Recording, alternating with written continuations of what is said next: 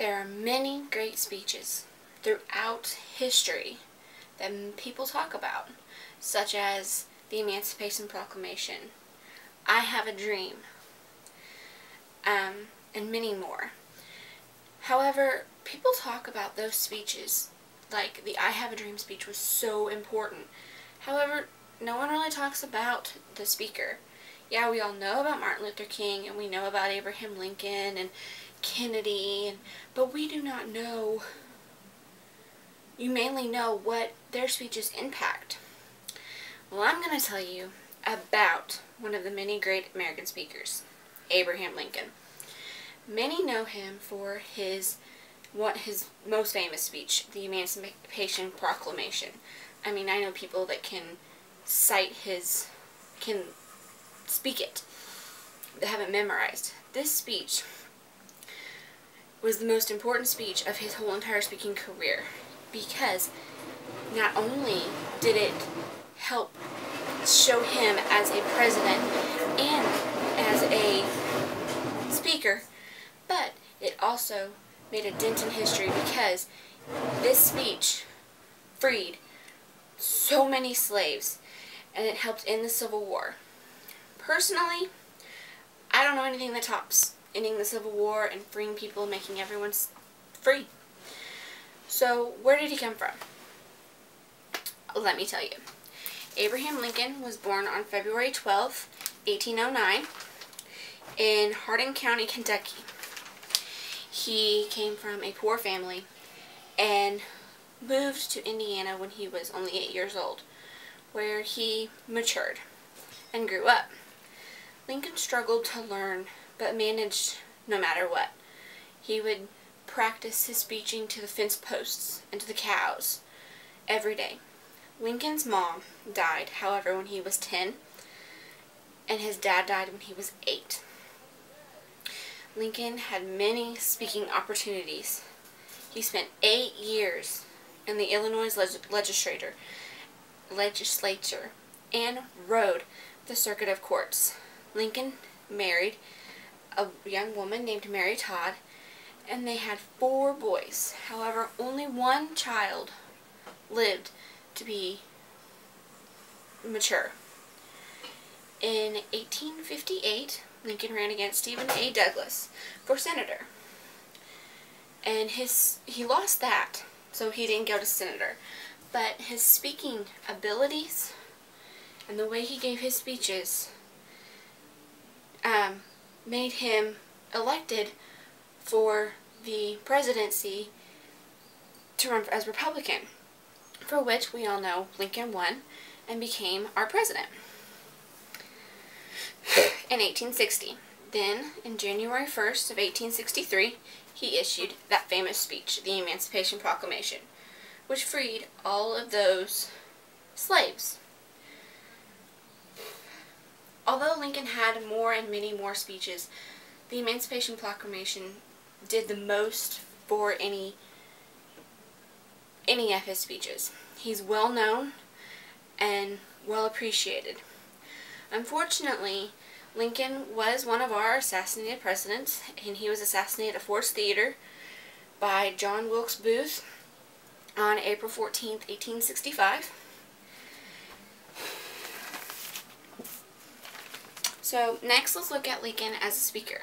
Lincoln was always willing to use force to defend the law and the Union, because he thought that was the right thing to do. Lincoln, picture this, was a tall 6'4" with a high forehead, and his eyes were gray.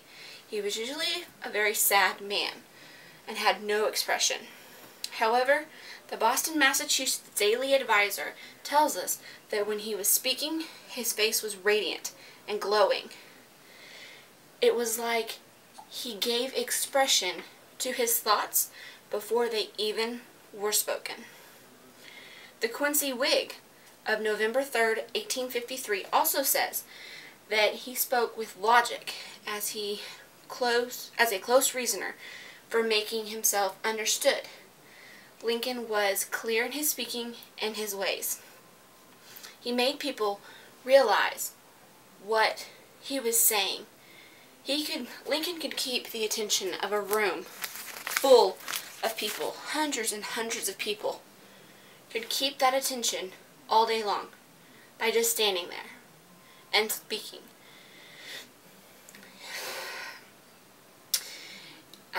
Lincoln used mainly his right hand gestures.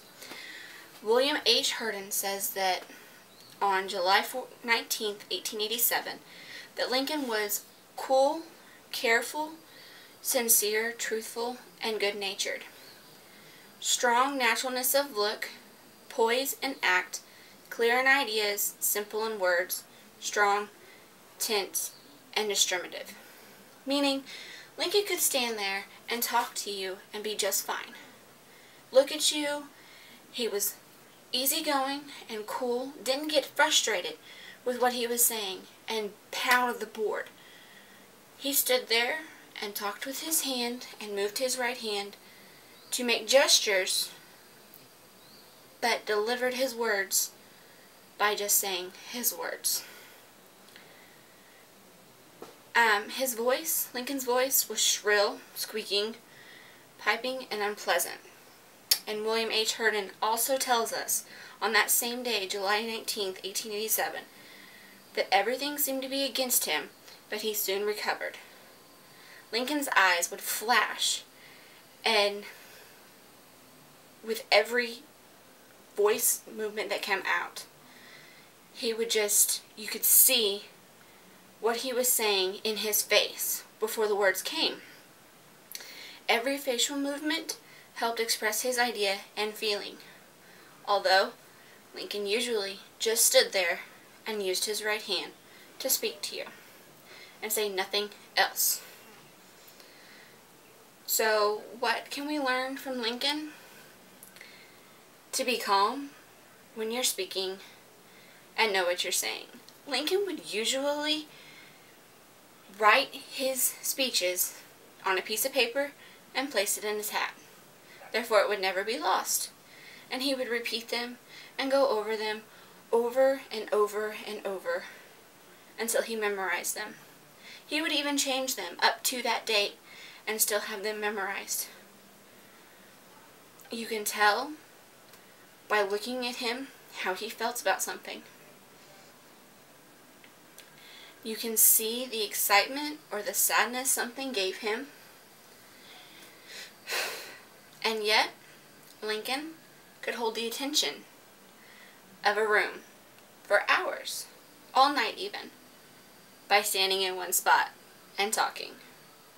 Now that, to me, is simply amazing.